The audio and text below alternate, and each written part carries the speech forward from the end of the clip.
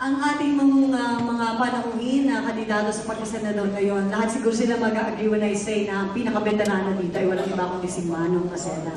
Alam niyo po ba siya ay may ginawang 600, parang kinakampanya ko si Manong, ano? 600 pieces of legislation. Ang tanong ko, pagbalik niyo po sa Senado, Manong, meron pa ba kayong hindi nagagawang batas na siyang dahilan kung bakit kayo'y tumatakbo muli?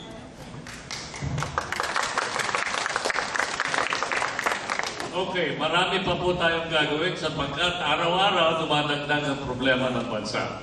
Halimbawa, yung kulangan ng trabaho, kailangan gumawa tayo ng isang master plan na magbigay ng 3 hanggang 4 na milyon trabaho. Pangalawa, yung patuloy na issue na lumabas nga ngayon, binabati ko sila Mr. and Mrs. Tejada, na may problema ang tuition sa mga state colleges and universities. Yan ay bagong problema na kailangan harapin ulit. Pangatlo, mga senior citizen, dumadami na ngayon, maraming OSCA sa buong bansa. Kailangan dagdagan ang alaga at tulong senior citizen kahit sa Makati at gaya ng CCT, dapat bigyan sila ng senior citizens allowance monthly. Ganun din, itaas ang senior citizen discount sa 30%. At bukod sa riyan, nasabi ko na nga, kailangan ay pag-aralan kung paano lahat ng state colleges and universities ay libre tuition. Dapat walang tuition sa state colleges and universities. At kailangan tulungan din natin ang mga private colleges and universities na magkaroon sila ng karagdagang scholarship funds. Alam ba ninyo na ayon sa statistika, only 5% of students in colleges have scholarships. Paano natin tutulungan ang mga private schools and universities? By giving more incentive to donations for scholarships. Ngayon po, a donation for scholarship is tax deductible. Kailangan double tax deduction pag nagbigay sila ng additional donation. Bukod sa riyan, apakalaki po ang problema ng kapayapaan. Nandyan yung Saba, nandyan yung Bangsamoro, at nandyan yung araw-araw riding in tandem, patayan dito, patayan doon. We have a 10-point program to help reform the anti-crime effort, lalong-lalo na reform the PNP, possibly abolish the National Police Commission, add more motorcycle cops, at kailangan harapin natin ang napakalaking problema ng droga. Marami po tayong haharapin, marami pang gagawin, at yun po ay gagawin ni Manong Ernesto Maceda. Salamat po! Kayo po ay isang second-generation politician. Hindi ko man sinasabing dynasty, but siyempre, aminin na nakatulong sa inyo ang pangalan ng inyong ama, nating Pangulo. Alam din po natin na isa sa mga provision ng ating saligang batas ay ang pagbabawal sa mga dynasty. Kayo po ba, pag kayo naging senador muli, ay nakahanda na mag-sponsor ng enabling law na hinihintay natin upang sa katuparan itong anti-dynasty provision ng ating konstitusyon? Professor Habito, good morning. Early good morning. Yung issue ng dynasty, matagal na yan. At nasa ating provision ng Constitution. Ngunit, sunod-sunod ang file ng bill. The latest I know was that of Johnny Flavier when he filed. Maganda yung kanyang batas, yung measure. Pero ayaw umangat. Anong gagawin natin? Magfa-file tayo, magdidebate, bumabagsak every time. So, ang dapat gawin natin, gawin ng certified bill administration measure. Ibig sabihin, kung ang liderato, si President Benigno Aquino III, meron siyang political will to remove dynasty, bigyan natin siguro ng window. 5 years, 6 years, I don't know. But the most important is yung kultura.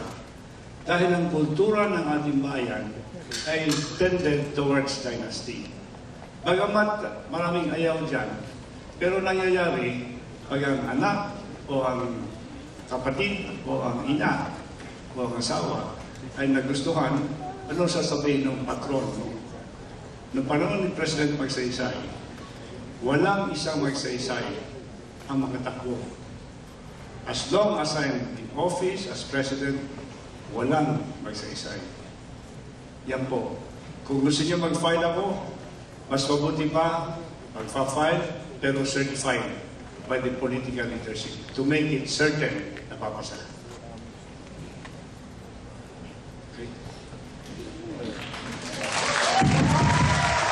Siguro kung may oras pa po tayo, ano po ang magagawa ng isang senador? Alam niyo nga na medyo mahirap itulak ito. Pero ano pa ang magagawa niyo bukod sa mag-file ng bill? Upang talaga ito'y ma-certify ng Pangulo, upang ito'y talaga maipagtulakan. Sapagkat sa aligang batas po natin ito eh. Dapat magkaroon tayong referendum para makita natin ng buong bansa, the whole population, majority will support a dynasty bill. Pag referendum, pasado, gagawin certified ng Presidente. Willing po kayong kumampanya. Yes, yes. Salamat po. Siguro yung follow-up na nga rin po kay Senator Magsaysay. Kayo po ba, ano po bukod sa pagpapile ng bill at paghingi ng certification ng Pangulo, ang magagawa ng isang senador from where you are in the Senate to really push it forward?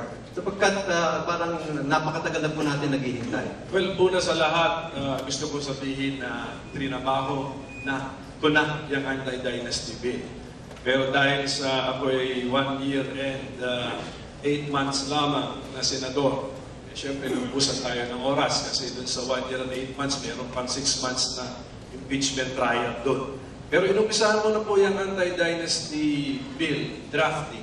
Kasi nga, sabi ko, kailangan bigyan natin ng, respeto natin yung mandato na nandun sa Section 26, Article 2 ng Constitution, that the state shall prohibit political dynasties as may be defined by law. So, we really need this law defining political dynasties yan. So, sinubukan na po namin yan. At ito, tatapatin ko kayo. Meron kami nabanggang mga obstacles, ano? Tatlo yan. Ano ang specific definition ng political dynasty? Number 2, ano ang degree of relationship na i-prohibit natin? And number 3, ano ang offices na i-cover natin sa anti-political dynasty ko? So, andyan na kami sa stage na yan. Masagot lang po yung tatlong yan. We will be ready with a good model anti-political dynasty to. So, kunyari, ako'y pala rin na ma-re-elect at sa 16th Congress, I would be ready to file this what I hope will be a model anti-political dynasty bill. And then, whether certified or not, ang importante kasi sir, to explain it. Explain to your fellow legislators and explain to the people so that you will get the support from the people. Kasi anong malay natin, ano? The 1987 Constitution is how old? 25 years old, 26 years old. Maybe times have changed. Gusto pa ba natin yung binanggit kong Section 26, Article 2? Nagustuhan niya ng taong bayan noong 1987. Pero sa year 2013, gusto pa ba natin yun? So the people must support such a bill. And I'm ready. I'm 80 to 90% ready with the anti-political dynasty bill. Thank you. In light of recent events, analysts argue that we are undergoing an education crisis, particularly in our state universities and colleges. What has been done in the Senate and what else can be done to make education more affordable and accessible to everyone? Thank you. There is more that has not been done than done. The secret in education, I submit most respectfully, are teachers. If you do not pay the teachers well, you're not going to get any advances in the future. The poor are going to remain poor because natuturuan sila ng mga teachers that are overworked, underpaid, and have other issues. I predict that the next suicide will be a teacher. Because 17,000 pesos lang ang starting salary ng teachers. Ang teachers natin, when you compare it with other countries like Japan, 125,000 pesos equivalent. Singapore, 92,000 pesos. Ang Korea, 85,000 pesos. Ang China, 35,000. Tayo, 17,000 pesos. It's not enough. And it's not a question of standard of living. It's a question of commitment. Committed ba tayo na mag-invest sa edukasyon?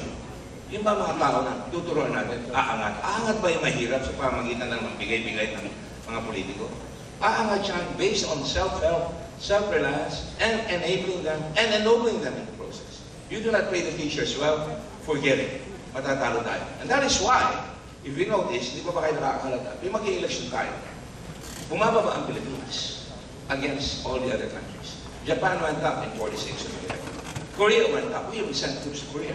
Look at their education. They beat America now. Shanghai, China, Finland, all these countries put in money in education. America is going down because their education is not there. Second, scholarships are hard to come by. I would favor there was a, study not pay later. Di ba dapat, pag ikaw aabot ka sa tertiary education, education is expensive. It cannot be looked at as cheap. Di ba dapat gawin natin?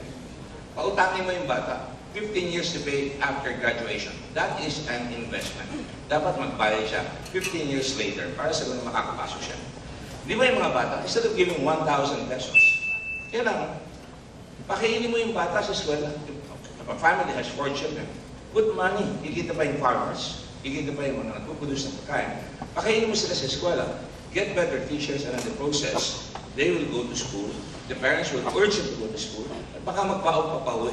And that way, makikita nyo, gagaling ang ating edukasyon. The important thing is commitment.